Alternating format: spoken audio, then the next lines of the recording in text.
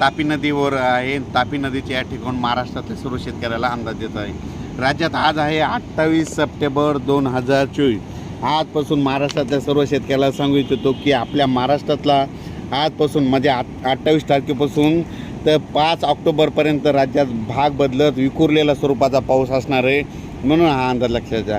हा अंदाज खास करून कशामुळे दिला आहे, कारण की तुम्हालाही सांगतो की महाराष्ट्रातल्या सर्व शेतकऱ्याचं आता सोयाबीन काढणीस आलेलं आहे आणि काढणीस आल्यामुळं आता पाऊस चालू असल्यामुळे इतक्या दिवस बंद होतं.